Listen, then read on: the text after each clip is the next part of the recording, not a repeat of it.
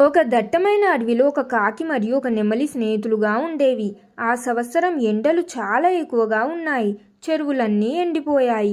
పక్షులన్నీ దాహంతో అలమటిస్తున్నాయి. ఒక మధ్యాహ్నం ఆ కాకి మరియు నెమలి నీటి కోసం వెతుకుతూ ఒక ఊరి చివరన ఉన్న చిన్న గుడిసె దగ్గరకు వెళ్ళాయి. అక్కడ ఒక చిన్న బాలుడు తన ఇంటి ముందు ఉన్న మట్టి పాత్రలో పక్షుల కోసం నీళ్లు పోసి పెట్టాడు.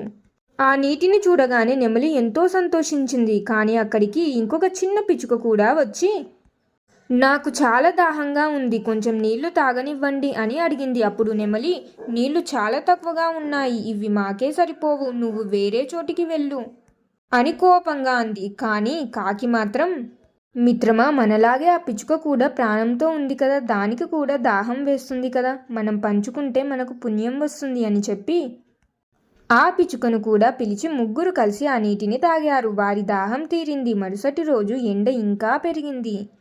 ఆ బాలుడు నీళ్లు పెట్టడం మర్చిపోయాడు. అప్పుడు ఆ పిచ్చుక వచ్చి, మిత్రుల్లారా, నేను నిన్న వెతుకుతున్నప్పుడు ఒక చోట చల్లని నీటి కుండను చూశాను, రండి చూపిస్తాను అని వారిని తీసుకువెళ్ళింది.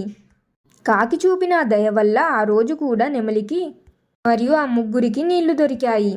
అలా ప్రతిరోజు ఒకరికొకరు సహాయం చేసుకుని నీళ్లను తాగేవారు. అలా అవి ముగ్గురు మంచి స్నేహితుల్లా మారాయి. నీతి: మనం ఇతరులకు సాయం చేస్తే అది ఏదో ఒక రూపంలో మనకు తిరిగి వస్తుంది. పంచుకోవడంలోనే అసలైన ఆనందం ఉంది.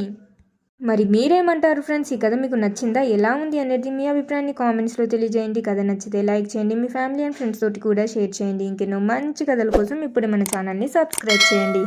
ఇంకొక మంచి కథతో మళ్ళీ కలుద్దాం. ధన్యవాదాలు.